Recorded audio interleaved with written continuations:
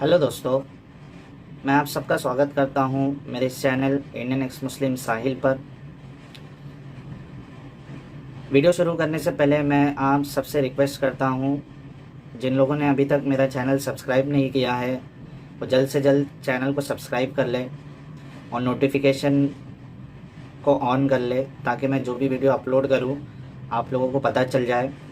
और मैं आप सबसे रिक्वेस्ट करना चाहता हूं कि जितने लोग मेरे वीडियो को देखते हैं कम से कम उसे लाइक कर दे या डिसलाइक कर दे, कुछ भी करे चलेगा।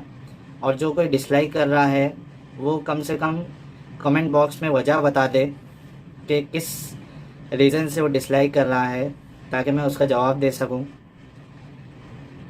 आज मैं आपको रमज़ान के ताल्लुक़ से और रोज़े के ताल्लुक़ से कुछ चीज़ें बताना चाहता हूं, क्योंकि रमज़ान का महीना चल रहा है और बहुत सारे गैर मुस्लिम को ये पता नहीं होता है कि मुसलमान रमज़ान को इतनी अहमियत क्यों देते हैं। तो सबसे पहले शुरू करते हैं और मैं ये बताना चाहता हूँ कि रमज़ान की इतनी इम्पोर्टेंस क्यों है। अगर उसकी इम्पोर्टेंस देखना है हमको तो कुरान ने इस चीज़ को वाज़े किया है। जैसे कि आप सूरह बकरा सूरह नंबर 2, जो चैप्टर नंबर 2 है कुरान का, उसमें वर्स नंबर 185 में इसकी वजाहत की गई है। अल्लाह फरमाते हैं, शहरु रमज़ान अल्लज़ी उन्ज़िल फ़ीहिल क़ुरआनु हुदल लिन्नासि व बय्यिनातिन मिनल हुदा वल फ़ुरक़ान फ़मन शहिद मिनकुमुश शहर फ़ल्यसुमहु व मन कान मरीदन औ अला सफ़रिन फ़इद्दतुम मिन अय्यामिन उख़र युरीदुल्लाहु बिकुमुल युस्र वला युरीदु बिकुमुल उस्र वलितुकमिलुल इद्दत वलितुकब्बिरुल्लाह अला मा हदाकुम वलअल्लकुम तशकुरून। रमज़ान का महीना वो है जिसमें कुरान उतारा गया, जो लोगों के लिए हिदायत है और जो हिदायत और हक़ व बातिल के दरमियान फ़ैसला कुन है। तो तुम में जो भी इस महीनों को पाए उसे रोज़ा रखना चाहिए। हाँ, जो रोगी हो यानी बीमार हो या सफ़र में हो तो उसे दूसरे दिन में ये गिनती पूरी करनी चाहिए। अल्लाह ताला की मर्ज़ी तुम्हारे साथ आसानी की है, सख्ती की नहीं। वो चाहता है कि तुम गिनती पूरी कर लो और अल्लाह ताला की अता की गई हिदायत के अनुसार उसकी बड़ाई बयान करो और उसके शुक्रगुज़ार रहो। तो जैसे आपने सुना ये चीज़ कि रमज़ान वो महीना है जिसमें अल्लाह ने कुरान को नाजिल फरमाया, कुरान उतारा, इसलिए इसकी इम्पोर्टेंस इतनी ज़्यादा है रमज़ान की। अब इसमें भी एक झोल ये है कि ऐसा नहीं है कि कुरान को, ये वाले कुरान को पूरा का पूरा कुरान जो है वो रमज़ान के महीने में नाजिल हो गया। अब इसमें भी इनका कहना ये है कि रमज़ान में जो शब कद्र है या लैलतुल कद्र एक रात है, उसमें भी झोल है। इनको नहीं पता है, कोई लास्ट की जो ऑड नाइट्स होती है उसमें से कोई एक रात है, इनका मानना है 21, 23, 25, 27, 29। अब उसी में से किसी रात में ये कुरान जो है, जो दुनिया वाला कुरान है, वो लौहे महफूज यानी एक ऐसी किताब है आसमान पे जिसमें अल्लाह ने जितनी चीज़ें हुई है और होने वाली है सब चीज़ यानी A to Z चीज़ उसमें लिख के रखी है।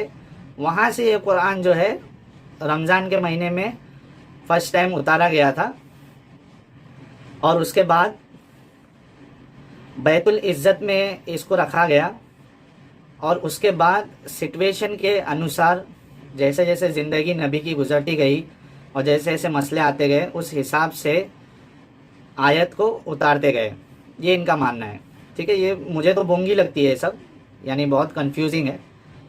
दूसरी चीज़, रमज़ान में रोज़े रखने के लिए कहा गया है, जैसा कि आपने इस आयत का तर्जुमा देखा था। अब ये रोज़े में क्या परेशानी होती है, क्या प्रॉब्लम होती है, वो मैं आगे बताऊंगा आपको।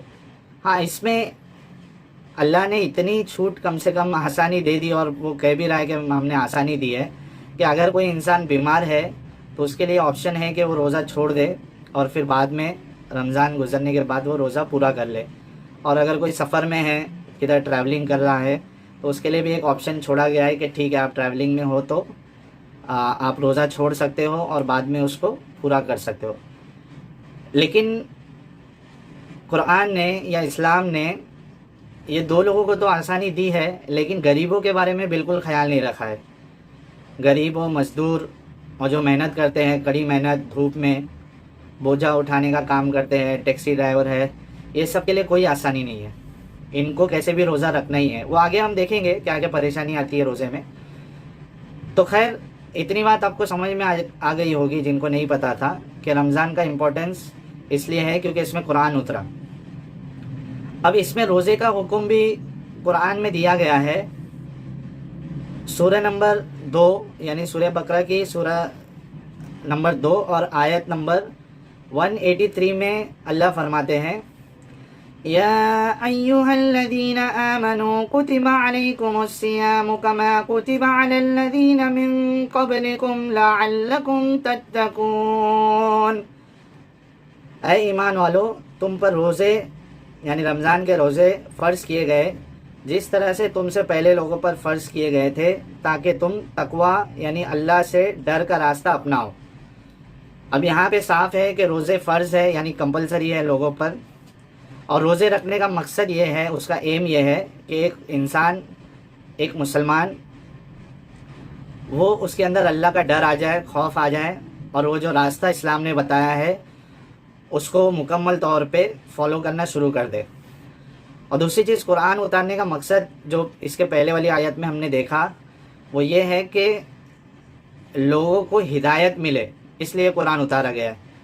حالانکہ میں ابھی سمجھتا ہوں، میں نے اسلام کو چھوڑ دیا ہے، میں سمجھتا ہوں کہ یہ کوئی ہدایت کی کتاب نہیں ہے، نہ روزہ رکھنے سے کوئی تقویٰ حاصل ہوتا ہے، وہ میں آگے آپ کو بتاؤں گا. خیر آگے بڑھتے ہیں. آپ نے اتنا تو سن لیا رمضان کیا ہے، روزے کیا ہے. ابھی آپ نے بہت سارے مومنین کو دیکھا ہوگا کہ وہ واٹس ایپ پہ، فیس بک پہ فاسٹنگ کے جو فائدے ہوتے ہیں وہ رمضان آتے ہی وہ شروع کر دیتے شیئر کرنا کہ فاسٹنگ کرنے سے یہ سائنٹیفکلی پروون ہے، یہ فائدہ ہوتا ہے، کینسر سیل مر جاتے ہیں، ایسا ہو جاتا ہے، ویسا ہو جاتا ہے، ڈائبٹیز اچھا ہو جاتا ہے، اس میں فرق پڑتا ہے. میں آپ کو آج بتاؤں گا کہ خیر وہ ایک الگ بحث ہے کہ کیا فائدے ہیں یا نہیں ہے، لیکن جو رمضان کے جو روزے لوگ رکھتے ہیں اس میں کیا کیا پریشانی ہوتی ہے اور کیا وہ فاسٹنگ میں جو فائدے ہیں اس میں آ بھی سکتے یا نہیں آ سکتے، آپ خود طے کر لیجئے.